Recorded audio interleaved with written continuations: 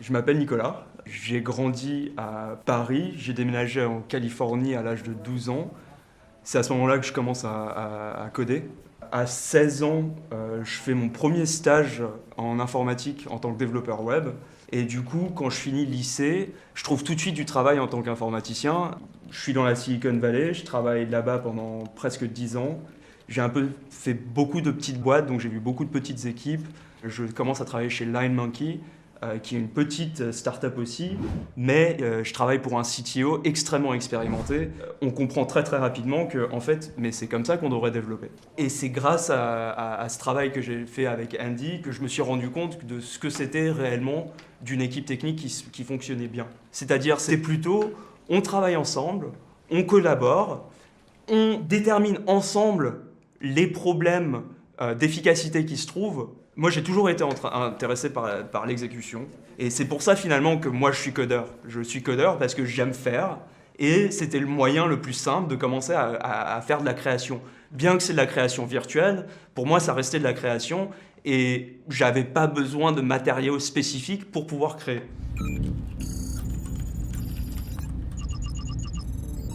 Souvent, c'est les PDG qui m'appellent. Quand ils commencent à se rendre compte qu'ils ont un souci dans l'interface entre la technique et la non-technique. Il allait nous manquer sur certains points un peu d'expérience. Et donc du coup, ça a été vraiment une réflexion commune en disant bon, comment on passe ce cap-là. Et vu que moi et mon associé, on n'est pas des vrais développeurs, on a une formation d'ingénieur mais on n'est pas des développeurs, on ne pouvait pas apporter cette compétence-là à l'équipe, donc il fallait la trouver ailleurs. Il a un peu poussé dans ce sens-là la réflexion. Dire, bon bah maintenant, leur rôle c'est le business, le rôle de l'équipe technique c'est la technique, et après dans les échanges, il prend aussi les autres gens avec lui pour essayer de dire, ouais mais en fait tu demandes ça à l'équipe technique, c'est pas leur rôle.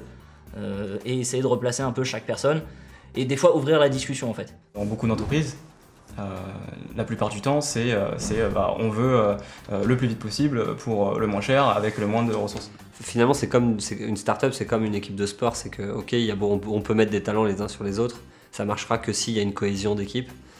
Donc c'est ce qu'on essaye de faire à notre mesure. Après, c'est très difficile à faire parce que le quotidien du business fait qu'on est tous les jours tiraillés et on a tous les jours envie de leur dire bon bah tant pis, on le fera dans 6 mois quoi. Pour revenir sur Nick, c'est là où Nick apporte la solution, c'est-à-dire que c'est vraiment le lien.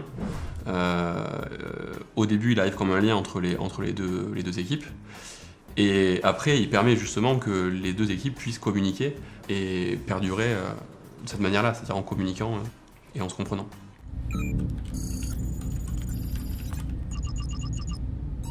La première intervention, ça va être un audit. Donc je vais arriver, je vais travailler avec les équipes techniques et je vais essayer de prendre la température, je vais regarder du code, voir la qualité du code existant. Je vais essayer de trouver les raisons pour lesquelles il y a un manque de satisfaction entre les deux. On avait besoin à un moment de passer un cap sur des problématiques difficiles, d'avoir un point de vue extérieur qui permette de remettre en cause un peu tout ce qui avait été plus ou moins bien fait au départ, parce que quand on est start-up, on va vite et on fait pour que ça marche sans se construire et structurer à long terme. Et là, on avait vraiment besoin d'un œil expérimenté qui vienne mettre le doigt là où ça fait mal et faire progresser l'équipe. C'était vraiment une volonté de notre part et surtout de la part de l'équipe technique qui avait envie d'apprendre auprès de quelqu'un plus expérimenté. Et donc, on a commencé à rencontrer un certain nombre de personnes. Et là, on est tombé sur Nicolas où ça a été vraiment instantané. On n'a pas tout à fait une relation de prestataire-client. On est dans un échange où il va construire un outil technique, il développe quelque chose personnellement, donc on n'est pas sur une relation de consultant qui vient X jours et qui va avoir échangé comme ça. C'est vraiment pas juste pour vendre telle ou telle méthode ou appliquer telle méthode comme on peut en trouver des centaines même sur internet.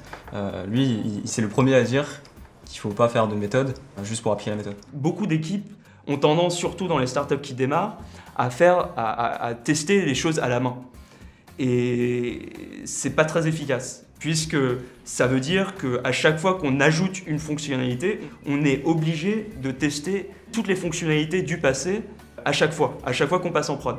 On va aider les gens à se remettre en question plus rapidement, et du coup, on va les aider à gagner des années sur leur méthodologie de travail.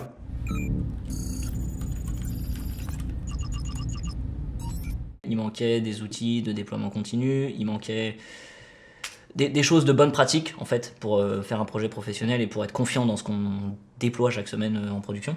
Et c'est des choses qui, quand on est dans le flow courant de la boîte, dans les projets, on traite les tickets courants, mais on a du mal à aller chercher ce genre de sujet à côté. Et du coup, il a apporté un peu ça en fait. Surtout, ce qui est important dans ce que je fais, c'est pas l'exécution, ce n'est pas d'écrire ces tests-là. Ce qui est important, c'est de l'implication que je mets avec leurs équipes pour que eux-mêmes, une fois que je sois parti, continuent à écrire des tests à chaque fois qu'ils écrivent une fonction. C'est pas un consultant qui vient juste pour produire un service. C'est vraiment ça, en tout cas, moi, que je vois, dans laquelle je vois sa valeur ajoutée. Ça commence avec l'ingénieur lui-même, avec le développeur lui-même.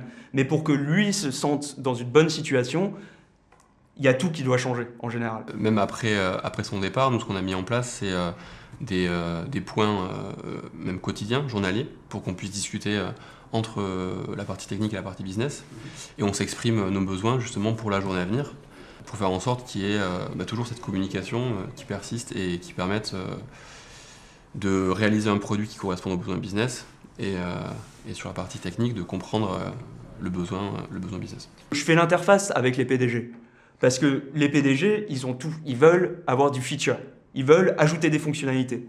Et ceux qui ne viennent pas forcément du monde du développement informatique ne sont pas conscients de l'importance de donner du temps au développement personnel de chaque développeur. J'aide les managers à comprendre pourquoi c'est nécessaire de donner du temps à leurs développeurs pour leur développement professionnel personnel, et j'aide les développeurs eux-mêmes à en tirer parti.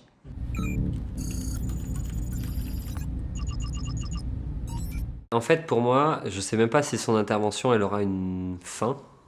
Parce que ce qui est pour moi important, c'est que sa venue, quoi qu'il arrive, elle permet d'avoir un point de vue extérieur. Ça, c'est jamais négatif, voire c'est toujours très positif. De quelqu'un d'expérimenté qui voit d'autres problématiques ailleurs. Donc il y a une vision plus large que l'ensemble de notre équipe. Gambani aujourd'hui est en pleine croissance. D'ici les prochains 6 mois, j'espère avoir 2-3 développeurs avec moi pour pouvoir continuer à travailler sur nos propres projets et pour vraiment essayer de montrer l'exemple. Voici ce qu'on est. On est des gens très techniques et on exécute et on adore ça. Donc non seulement est-ce qu'on va aider des boîtes autour de nous à le faire correctement, nous aussi on va montrer l'exemple et on va le faire.